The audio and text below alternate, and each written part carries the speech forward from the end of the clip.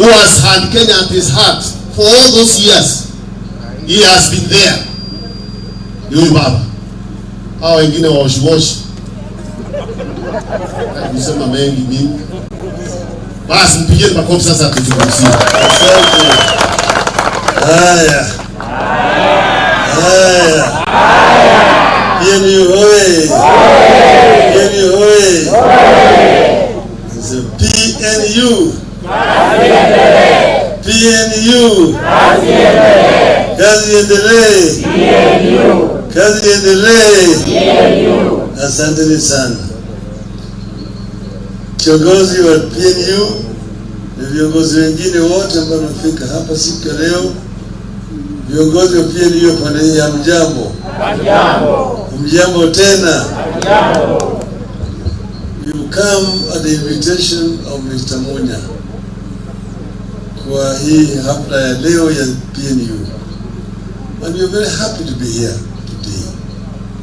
Because PNU is part of our history of multi-party democracy. And as you know, members of the founders of PNU were with us at the inception of multipartyism in this country.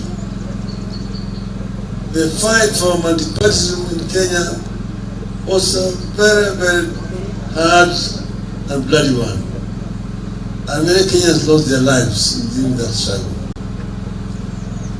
So the day when ultimately Kanu went to Kasarani and declarations made to remove that section 2A, was a historic day for Kenyans.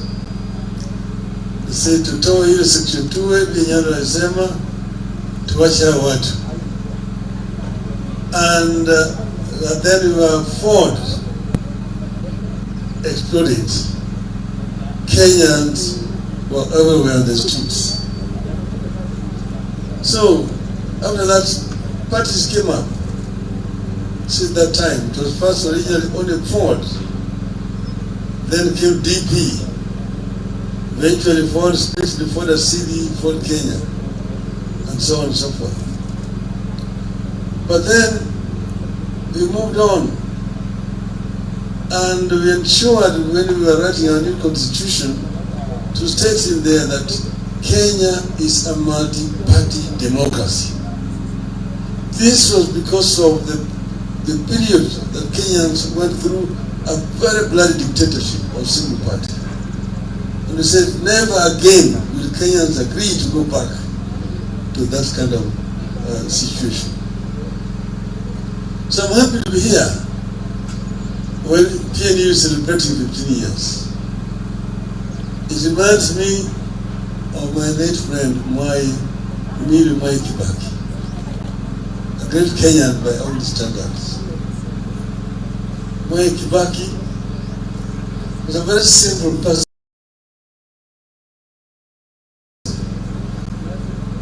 He talked to Kibaki and a man of very few words. He just speak many things.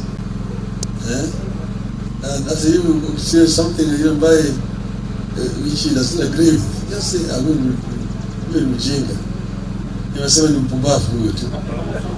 Wajana na yeye. So first Kibaki was in DP, when Ford, eventually Ford Kenya. So, but ultimately, we decided to come together. We decided to come together because of historical reasons. When Moi was trying to impose leadership in the country, we said, no, Moi. And we met, it took us a long time to come together. Ultimately, we agreed we were going to come together. But the problem was who was going to lead this coalition. Everybody wanted. We were 7 of us. We said to ourselves, we're going to Uhuru Park. We want to go there and tell the Kenyans who is the leader. Oh, let's go there today and tell them you're going to come back in 2 weeks and tell them who is the candidate. I knew that that was not going to work. So when we went back, when we went to Guru Park, I had the last word as the leader of the LDP. And I must have the courage to say, no, si Mzee Kibaki anatosha. The whole field went quiet. Kibaki tosha. Kibaki tosha. And that's what the people were waiting for. And after that, NAC came together and brought the people of Kenya together. And we then went to elections and we won the elections. They said in leading international journals and papers, including New York Times and the Times of London, that Kenyans were the most optimistic people in the world at that time. Kenyans believed yote inawezekana. Why? Because they said they were unbogable. They were unbogable. And that was the spirit of NAC. Unfortunately, because Kibaki had suffered the accident, Kibaki was infirm. Some opportunists took charge and created an ideology of split. These are basically the elites around Kibaki. They're the ones who created the blood, the NAC, which ended with the eventual split of NAC. And that is why we had a problem at Bomas again. And then why we ended up with oranges and bananas. And then since we ended up with ODM, PNU. I'm giving you that history to know that PNU and ODM have one common origin. They are children of NAC that we have formed.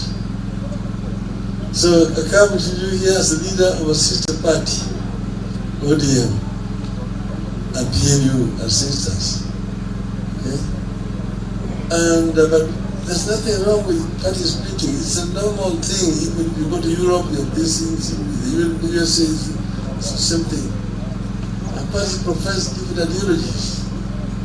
But that is the need. That is the what's it called, the diversity of society that we need.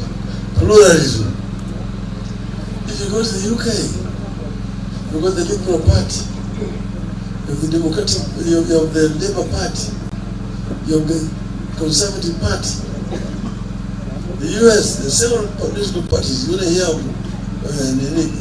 the Republicans and the Democrats, but there are very many other political parties. So we have here in our place, we're going to form a coalition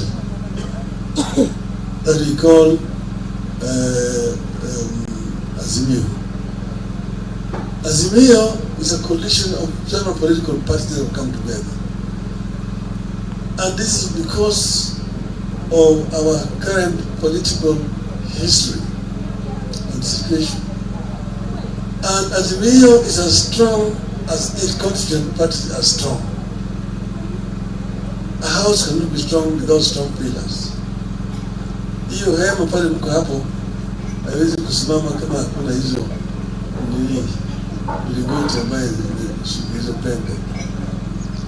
So the stronger PNU, stronger Jubilee, a stronger Wiper, a stronger Mt.Kenya, and a stronger ODM, a stronger DAP equals to a stronger Azimio.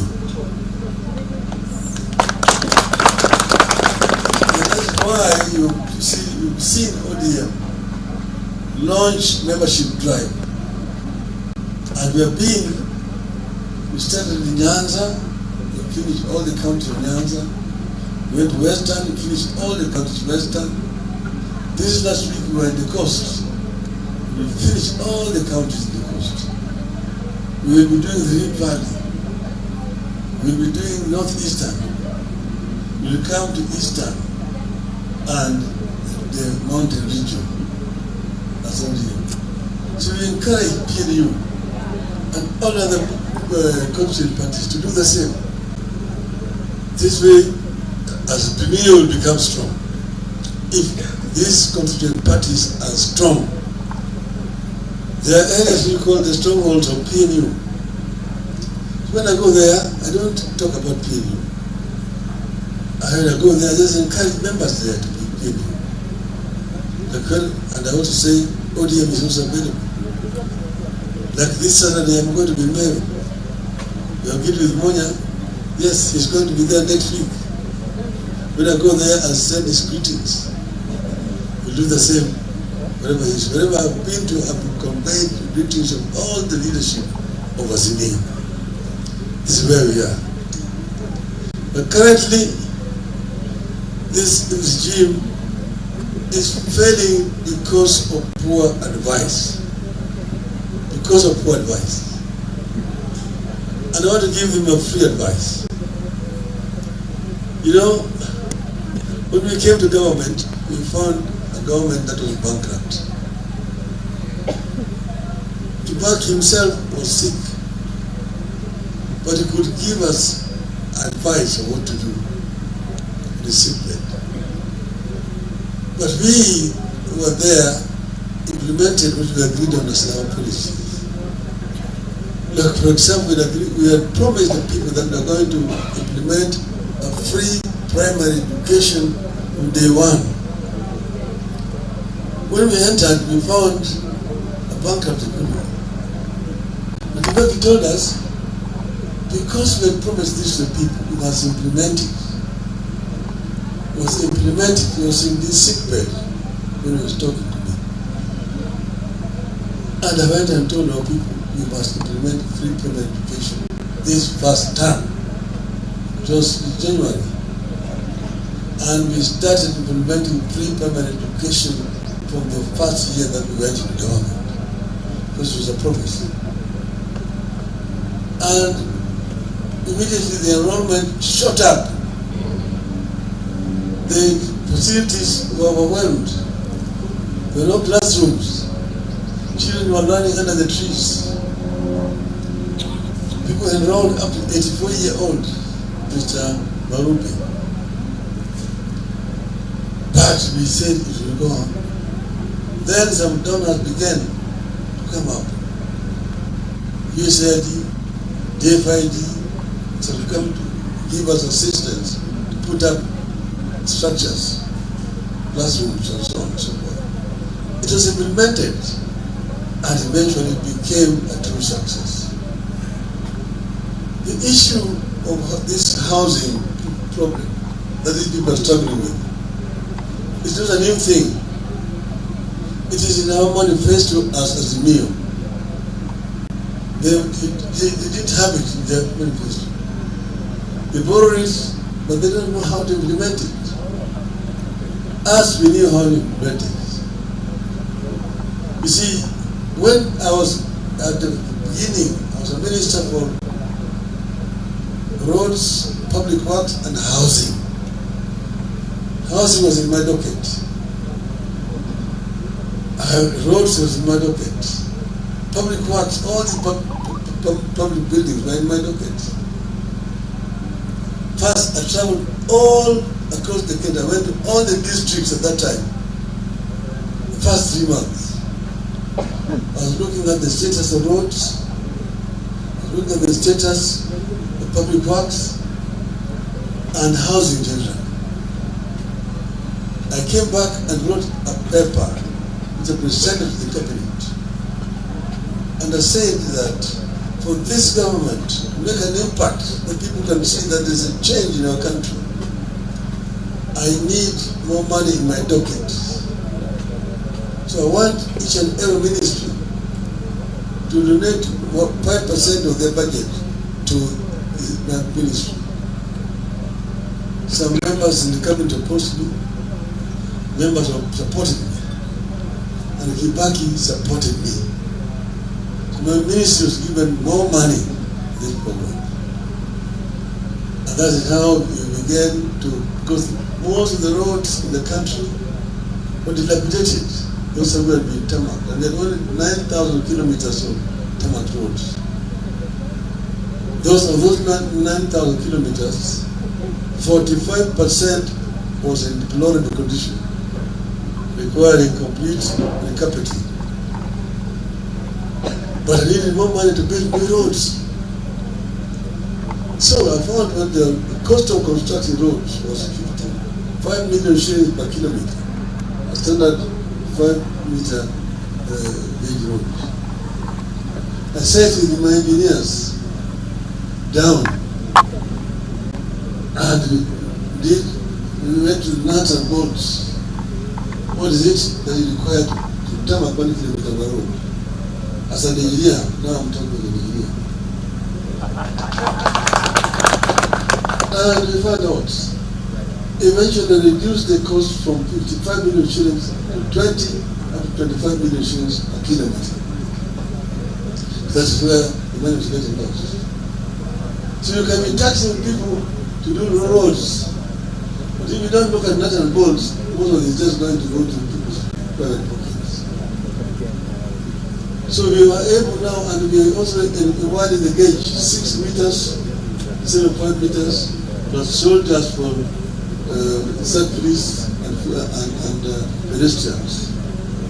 Because it's still between 20 to 25 million shillings, from 55 million shillings. Then,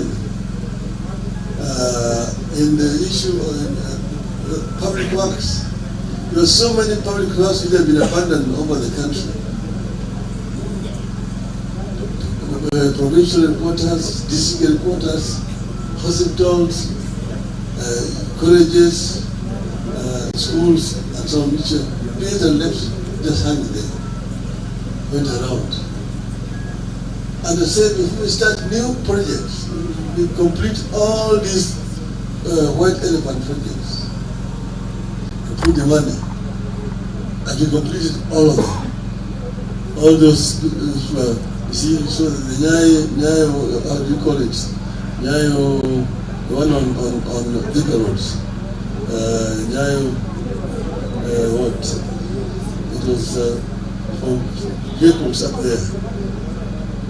And then we had provincial headquarters in Kisumu, there was one in Mbali, in Vihiga, there was one in Chicago, there was all over the place, and hospitals. But the housing, affordable housing thing, was an issue.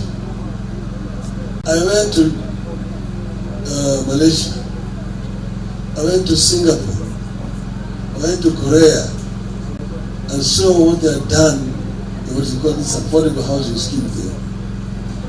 I came back here and revised the housing policy, how to roll out this housing program. And the day I presented it in Parliament, and it was approved in Parliament, because I found a very old housing policy which had been in place since 1966. The day it was approved, there was a cabinet reshuffle, and the house was removed from my docket. But I continue to push this affordable housing thing. The most successful example is found in South Korea, done by General Park Chung-hee. And it is founded on basic fundamental human rights of people. If you go there, we have put them in our constitution. It's also in the ODM manifesto. 1, the right to life. Every Kenyan has a right to life. Number 2, the right to food. Each and every Kenyan has a right to food. 3, right to shelter. Each and every Kenyan has a right to shelter. Nobody should sleep on the streets. 4, right to health. Every Kenyan has a right to health and Medicare. If one is sick, whether they have money or they have no money, they have a right to Medicare. 5, right to education. Every child born in our country has a right to education, even if the parents have no money. From primary, nursery, primary, secondary, up to university. Their right to work and so on. But if you're doing this affordable housing thing, it must be affordable. We came up with slum upgrading in towns because we found that in Nairobi, 6% of the population here live in slums. And they started with Kibra, which was in my constituency, to do slum upgrading program. And how do you do it? Because it's not a standard thing and one size fits all. That you have got one design of flats or in apartments and people are paying so much and you're going to deduct to go and construct. First, you're solving basic problems. You're solving the problem of shelter, housing. But secondly, you must also solve the problem of work. 3, the problem of education. 4, the problem of health care. So all those settlements which have been done there, they are not the same designs, depend on the need and the area. Here, people are going to be living here. Where are they going to work? Where is the market? Where is the health center? Where is the school? So it becomes one community. One community. So these people have a place where they're going to work, like in Kibera, the program we came up with. It has not been implemented. We're going to put up apartments. We're also going to put up shops where people will work and create wealth. Then there's going to be a market where they will take their wares. There's going to be a health center. There's going to be a school for the children. That's what you call integrated development. And people apply, those who want houses. Some of them are made to pay a deposit. The government made provision in the budget for rolling out this program countrywide. So they are definitely beneficiaries who are going to benefit, who will, and we not lack the beneficiaries who will come voluntarily to agree 10% I will pay, 15% I will pay. But know that each and every person must pay, whether you're going to benefit from this program or not. You must pay. Even if you have a house already, you don't need a house, you must pay. Upende, usipende. You know your upende, usipende, tulizika na katiba ya mkongwe. Kutoka kusikia. Ukitaki tena kusikia mambo ya upende, usipende. Hii ilienda na nyayo. Sisi kwa Kenya, kama mnataka tufanye hii maneno, watu waketi chini. Let us have a proper dialogue, a national dialogue, of how this program is going to be rolled out. People own it properly. Let people understand what you want to do. That is to be owned. When we were making transformation with Kibak, we convened a conference at Mt.Kenya. 1 week, we called the Kenya we want. The Kenya we want. And people dialogued and agreed what needed to be done in our country. But then we also set up a think tank, which is called NESC, National Economic and Social Council, which was a think tank with people, experts from Malaysia, from Singapore, from Korea, from Britain, and we had also experts from within the country here. NESC was meeting once every 3 months to come up with ideas. Through NESC that we came up with Vision 2030. It's through NESC that we came with the idea of SGR, LabSet, this Konza city, ICT city in Konza, tourist centers, economic processing zones. Those were thought out clearly, things which were clearly thought out, how they are going to be rolled out in the country. Think tank, I mean, NES was meeting every 3 months, co-chaired by Kibaki and myself. Most of the time, Kibaki will chair the first meeting, but I will chair all the other meetings. I chaired the last NESC meeting in February 2013. It has not been held up to today. So this is running around without any think tank, no thinking, just tutafanya hii, tumeandika katika manifesto yetu, but nobody is thinking. This regime is moving like a blunt person in the highway. It's very unfortunate indeed. Azimio.